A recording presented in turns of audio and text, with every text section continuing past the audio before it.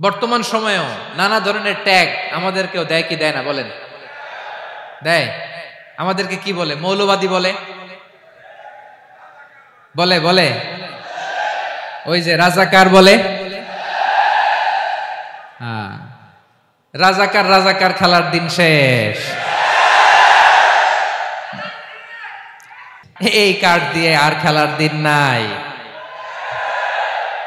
এগুলো মানুষ আর খায় না এখন, এগুলো গিলে না আর। সাধারণ মানুষ বড্ড সচেতন। দেখেন, কালের বিবর্তনে, সময়ের আবর্তনে একই পরিক্রমা আমাদেরকেও ট্যাগিং করে। আমাদেরকে মৌলবাদী বলে, ব্যাকডেটেড বলে, রাজাকার বলে, জঙ্গি বলে, যুদ্ধাপরাধী বলে। আছে না এরকম? ওয়াসবির আলা মা ইয়াকুলুন, নিজের সাথে মিলায় নেন। যা বলে ধৈর্য ধারণ করো। ওয়াহজুরহুম হাজরান জামিলা, জাস্ট ইগনোর দেম, ভালোভাবে ইগনোর করেন, খালাস, সালাম দিয়ে কেটে পড়েন। তাহলে প্রিয় ভাইরা, এই বিপদ আপদ আমাদের পিছু ছাড়বে না, পিছু ছাড়বে না।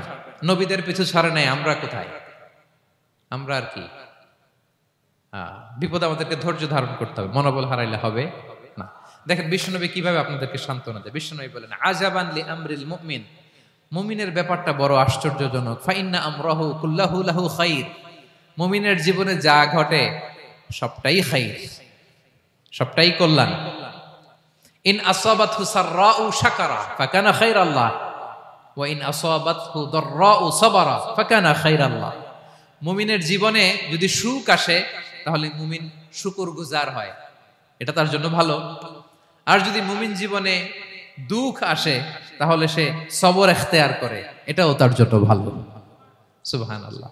তাহলে দেখেন, আমরা হয় সুখে থাকি নয় দুঃখে থাকি, ঠিক কিনা বলেন? তাহলে সুখের সময় আমরা শুকর করি, কি করি? শুকরগুজার হই। শুকরিয়া করাও একটা ইবাদত, শুকরিয়া করাও কি? আর দুঃখের সময় আমরা সবর করি, সবর করাটাও একটা।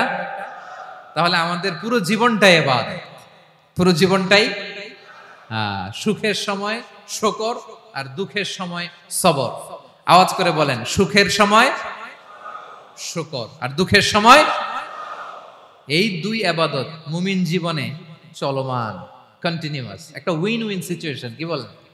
উইন উইন হয়ে গেল না? যেই পরিস্থিতিতেই থাকে আমাদের জন্য লাভ। আল্লাহু আকবার। তাহলে প্রিয় ভাইরা, এটাই জীবনের বাস্তবতা। সবর আমাদেরকে ইখতিয়ার করতে হবে, হতাশ হওয়া যাবে না। অনেকে আমরা অল্পতে হতাশ হই। এই যে আমরা ধৈর্য ধারণ করছি, এর ফল পাচ্ছি না। দীর্ঘ দেড় দশক ধরে ধৈর্য ধারণ করছেন না আপনারা? এখন মুক্তি, স্বাধীনতা, বিজয় এনে দিয়েছে কে? ধৈর্য ধারণ করুন। ধৈর্যের যে ফলাফল, এটা বড় মিষ্টি। ধৈর্য এমন একটা গাছ, এই গাছের সারা গায়ে কাটা, কিন্তু এর ফলটা বড় সুস্বাদু, এর ফলটা বড় মিষ্টি। ধৈর্য ধারণ করার অভ্যাস করতে হবে প্রিয় ভাইরা। মুমিন হতাশ হয় না, হাল ছেড়ে দেয় না। মুমিন ভরসা রাখে একজনের উপর, তিনি কে? লা তাইআসু মির রাউহিল্লাহ ইন্নাহু লা ইয়াইআসু মির রাউহিল্লাহি ইল্লাল কওমুল কাফিরুন। আল্লাহর রহ থেকে, রহম থেকে নিরাশ হয়ে যাও না। কাফির ছাড়া, অকৃতজ্ঞ ছাড়া কেউ আল্লাহর রহ থেকে, আশা থেকে নিরাশ হয় না। শয়তানের সবচেয়ে বড় মিশন হলো আমাদেরকে হতাশ বানানো, এটা খেয়াল রাখবেন। শয়তানের সবচাইতে বড় মিশন কি? আমাদেরকে হতাশ করে দেয়া। হতাশ বানাইতে পারলে সে সাকসেসফুল, খুশি। কিন্তু আমরা এত সহজে হতাশ হই না, আমরা নিরাশ হই না, আমরা বিপদে হাল ছেড়ে দেই না। আমরা ভরসা রাখি এক মহান সত্তার উপর, তিনি কে? মনে থাকবে? বিপদ আসলে ভেঙে পড়বেন, ভিসা না হইলে কান্নাকাটি শুরু করবেন, ব্যবসায় লস হইলে হাউমাউ, দেশ থেকে কোনো দুঃসংবাদ আসলে হতাশ হবেন, ভেঙে পড়বেন। ধৈর্য ধারণ করব আমরা। আওয়াজ করে বলেন, আমরা কি করব? সবর। বিপদ ট্যাকেল দেওয়ার প্রথম স্টেপ হচ্ছে সবর, ধৈর্য ধারণ করতে হবে। ওয়াবাশশিরিস সাবিরিন, ধৈর্যশীলদেরকে সুসংবাদ দাও। বিপদ থেকে বাঁচার দ্বিতীয় স্টেপ হচ্ছে এই বিপদ থেকে উত্তরণের চেষ্টা করতে হবে, কন্টিনিউয়াস প্রচেষ্টা চালিয়ে যেতে হবে। ওয়াল্লাযীনা জাহাদু ফিনা লানাহদিয়ান্নাহুম সুবুলানা, যারা আমার রাস্তায় চেষ্টা করে, প্রচেষ্টা করে, স্ট্রাগল করে, তাদেরকে আমি পথ দেখিয়ে দেই, সুবুল দেখিয়ে দেই, ওয়ে আউট দেখায় দেই, এক্সিট দেখায় দেই। কোথাও আটকাবেন না আপনি, আপনাকে এক্সিট দেখাই দিবে কে? মালয়েশিয়াতে কেলুয়ার বলে না, কেলুয়ার কি বলে চেনেন? কেলুয়ার মানে কি? এক্সিট। এক্সিট পেয়ে যাবেন, আটকাবেন না আপনি জীবনে কোথাও। 3 নাম্বার, আল্লাহর উপর তাওয়াক্কুল করতে হবে বিপদ আসলে। ওমাইয়া তাওয়াক্কাল আলাল্লাহি ফাহুয়া হাসবুহ। আল্লাহর উপর যে তাওয়াক্কুল করে আল্লাহই তার জন্য যথেষ্ট হয়ে যায়। তাহলে বিপদে প্রিয় ভাইয়ের আমরা প্যানিক হব না, ধৈর্য ধারণ করব, বিপদ থেকে উত্তরণের সর্বোচ্চ প্রচেষ্টা চালিয়ে যাব, আর ভরসা রাখবো একজনের উপর, তিনি কে? আর বিপদ আসলে এটাকে নেগেটিভলি নেবেন না সব সময়। বিপদ আপদ এটা অনেক পজিটিভ ভালো জিনিস আমাদের জীবনে বয়ে নিয়ে আসে। শাইখুল ইসলাম ইবনু তাইমিয়া আলাইহি রাহমা উনি বলতেন, খুব দামি কথা, খুব হেভি ওয়েট কথা, মনোযোগ দিয়ে শুনুন। তিনি বলতেন, যে নেয়ামত তোমাকে আল্লাহ থেকে দূরে সরায়, ওই নেয়ামতের চেয়ে বিপদ ভালো যে বিপদ তোমাকে আল্লাহর দিকে ধাবিত করে। আই রিপিট, আমি আবারও বলি, যে নাজ নেয়ামত তোমাকে আল্লাহ থেকে দূরে সরিয়ে দেয়, সে নাজ নেয়ামতের চেয়ে ওই বিপদ আপদ ভালো যে বিপদ আপদ তোমাকে আল্লাহর কাছে টেনে নেয়।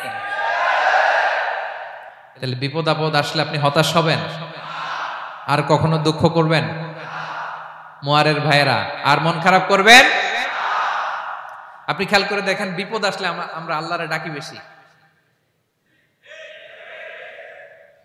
যখন অসুস্থ আপনি খেয়াল করেন তো, আল্লাহ আল্লাহ তুমি ছাড়া বাঁচানোর কেউ নাই, আল্লাহ আল্লাহ তুমি হেফাজত করো, আল্লাহ তুমি সুস্থ করে দাও। যখন লাইফ থ্রেট, দেখেন আপনি গুম হয়ে যেতে পারেন, আপনার কারাবন্দি করতে পারে, এরকম একটা বিপদের মধ্যে আছেন, তখন খেয়াল করেন তো আল্লাহর সাথে আপনার কানেক্টিভিটি, রিলেশনশিপটা কতটা ডেভেলপ হয়। কারণ বিপদে পড়লে আমরা আল্লাহরে ডাকি বেশি। তাহলে বিপদ আপদেরও কিছু পজিটিভ সাইড বা দিক আমাদের জীবনে আছে না নাই? অনেক পজিটিভ দিক আছে, কয়েকটা শেয়ার করি। 1 নাম্বার, আল্লাহ 1 নাম্বার পজিটিভ সাইড তো বললাম, ইমাম ইবনু তাইমিয়া যেটা বললেন। এরপরে হচ্ছে মাঝে মাঝে আল্লাহ তাআলা আমাদের মর্যাদাকে আপগ্রেড করতে চায়, এলিভেট করতে চায়। আপনি ধরেন কোন একটা এয়ারলাইন্সের রেগুলার প্যাসেঞ্জার টিকিট কাটেন, মাঝে মাঝে হঠাৎ করে দেখবেন কাউন্টারে গেলে তারা বলে you are upgraded to business class, অথবা you are upgraded to first class.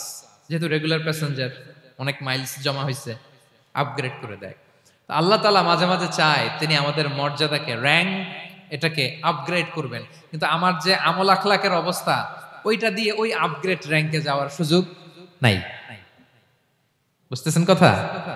আল্লাহ চায় আমার লেভেল একটু আপ করতে, কিন্তু আমার আমলের যে অবস্থা, এতে আমি ওখানে যাই না। তখন আল্লাহ কিছু বিপদ আপদ দিয়ে, পরীক্ষা দিয়ে বান্দাকে টেস্ট করে। ওই পরীক্ষায় যদি উত্তীর্ণ হন, সাথে সাথে আল্লাহ তাআলা আপনার লেভেল বা র্যাঙ্ক আপগ্রেড করে দেয়। সুবহানাল্লাহ পড়বেন না? তাহলে লাভ না লস? আওয়াজ করে বলেন, লাভ না লস? মুমিন জীবনের সব লাভ। যত বিপদ আপদ আপনাকে স্পর্শ করে, প্রতিটাতেই আপনার জন্য কল্যাণ। বিষ্ণু ইসলাম বলেন, মা ইউসিবুল মুসলিমা মিন নাসাবিন ওয়ালা ওয়াসাবিন ওয়ালা হাম্মিন ওয়ালা হুজনিন ওয়ালা আযান ওয়ালা গাম্মিন হাত্তা শাওকাতি ইউশাকুহা ইল্লা কাফারাল্লাহু বিহা খাতায়া। আপনার জীবনে যত দুঃখ, যত যন্ত্রণা, যত টেনশন, যত অ্যাংজাইটি, যত ইনজুরি, এমনকি গোলাপ ফুল পাড়তে যে ওখানে যে কাটা বাঁধছে, বড়ই খেতে যে বড়ই গাছে ওঠার পর যে একটা কাটা বিঁধছে আপনার হাতে, এর কারণে আল্লাহ তাআলা আপনার গুনাহ মাফ করে দেয়। সুবহানাল্লাহ। তাহলে বিপদ আপদ দিয়ে আল্লাহ বান্দার মর্যাদাকে আপগ্রেড করে। বিপদ আপদে ফেলে আল্লাহ তাআলা বান্দার পাপ মোচন করে। বিপদ আপদ দিয়ে আল্লাহ তাআলা বান্দার শাস্তি মওকুফ করে। এমন পাপ করছেন, এটার জন্য শাস্তি বরাদ্দ হয়ে গেছে, কিন্তু আল্লাহ তাআলা ওই শাস্তি থেকে মাঝে মাঝে আপনাকে বাঁচাতে চায়, তখন কিছু বিপদ দিয়ে বান্দারে পরীক্ষা করে। উত্তীর্ণ হলেই আল্লাহ তাআলা ওই শাস্তিকে মওকুফ করে দেয়। তাহলে আসুন সামারি করি, পুরো আলোচনাটার সামারি করি। 1 নম্বর সামারি হচ্ছে বিপদ আপদ, পরীক্ষা, স্ট্রাগল, কষ্ট, এটা সুন্নাতুল্লাহি ফিদ দুনিয়া, এই দুনিয়ায় আল্লাহর সুন্নাত, এর বাইরে কেউ যেতে পারে না, ইভেন নট দ্য মেসেঞ্জার্স, নবীরাও না। আজকের আলোচনায় শুনছেন না নবীদের জীবন দিয়ে কি গেছে, ups and downs, test and trial, নবীরাও না। তাহলে এটা আমাদের মাইন্ডসেটের সাথে সেট আপ করে নিতে হবে যে অতীতে, বর্তমানে, ভবিষ্যতে বিপদ আপদ মুক্ত এই পৃথিবীতে কেউ থাকবে না। পারবেন? হ্যাঁ, এটা মাইন্ডসেটে নিয়ে নিতে হবে যে এটাই জীবন, বিপদ আপদ দিয়ে আল্লাহ পরীক্ষা করবেন। এটাই পৃথিবী, চির সুখ চির শান্তি এই পৃথিবীতে খুঁজলেই পাওয়া যায় না। শুরুতে বলছিলাম না, চির সুখ চির শান্তি, বলেন তো এটা কি দুনিয়ার ফিচার না জান্নাতের ফিচার? জান্নাতের ফিচার দুনিয়ায় খুঁজলে পাওয়া যাবে? যাবে না। তাহলে আজকের আলোচনার 1 নাম্বার লেসন হচ্ছে বিপদ আপদ এটা সুন্নাতুল্লাহি ফিদ দুনিয়া, এই দুনিয়া আল্লাহর সুন্নাত, এটা থেকে মুক্তি পাওয়ার কোনো সুযোগ নাই, নবীরাও পায় নাই।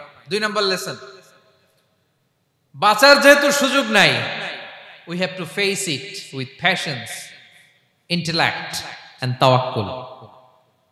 বিপদে অস্থির হওয়া যাবে না, এটাকে ফেস করতে হবে উইথ পেশেন্স, ধৈর্যের সাথে। বিপদ আমরা মোকাবেলা করব কিসের সাথে? ধৈর্য। প্যানিক হবেন না, অস্থির হবেন না, ধৈর্য ধারণ করবেন উইথ ইন্টেলেক্ট।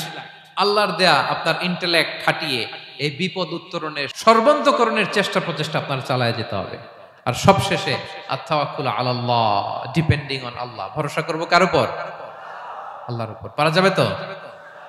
আচ্ছা, 2টা লেসন গেল। 3 নাম্বার লেসন হচ্ছে আমাদের ছেলে মেয়েদেরকে we have to educate our child regarding the test and trial in this দুনিয়া।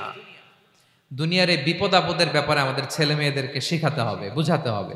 ওরা ছোট মানুষ তো অস্থির হয়ে যায়, আব্বু আমার সাথে কেন এমন হয়, আমারই শুধু পেন্সিল চুরি হয়, আমারই শুধু এটা হয়, আমি পরীক্ষায় খারাপ করি, আমি ব্যথা পাই, আমার এই আমার সেই। ছোট মানুষ তো বুঝে না, ওরা বুঝাইতে হবে যে বাবা, this is the essence of life, এটাই জীবন, এটাই কি এই লাইফ হ্যাকস গুলো তাদেরকে শেখাইতে হবে। ডোন্ট বি প্যানিক, প্যানিক হওয়া যাবে না।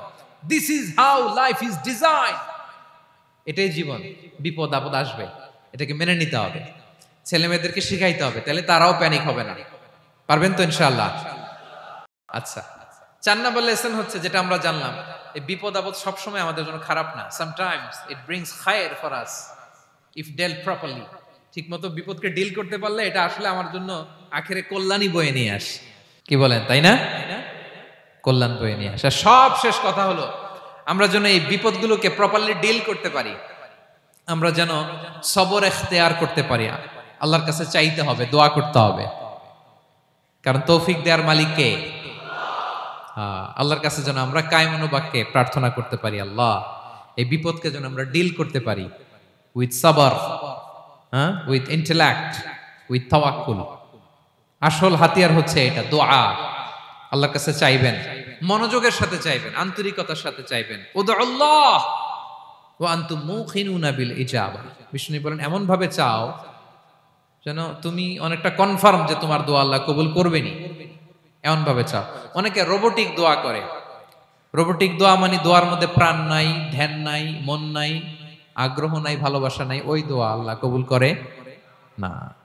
মনোযোগ দিয়ে চাইতে হবে চাওয়ার মতো, তাহলে আল্লাহ তাআলার পক্ষ থেকে তৌফিক পাওয়া যাবে। পারা যাবে তো ইনশাআল্লাহ? আল্লাহ তাআলা আমাদের সবাইকে বিপদে আপদে ধৈর্য ধারণ করার তৌফিক দান করুক। নবীরা তাদের জীবনে যেভাবে স্ট্রাগল, আপস এন্ড ডাউনস, বিপদগুলোকে, টেস্ট এন্ড ট্রায়াল গুলোকে ডিল করেছে, আমরা যেন সেভাবে ডিল করতে পারি। আল্লাহ তৌফিক দান করুক। আল্লাহ তাআলা আমাদের সবাইকে কথাগুলো বোঝা আর আমল করার তৌফিক দান করুক। হাযা মা ইনদি ওয়াল ইলমু ইনদাল্লাহি আলাইহি তাওয়াক্কালতু ওয়া ইলাইহি উনীব। ওয়াসসালামু আলাইকুম ওয়া রাহমাতুল্লাহি তাআলা ওয়া বারাকাতুহু।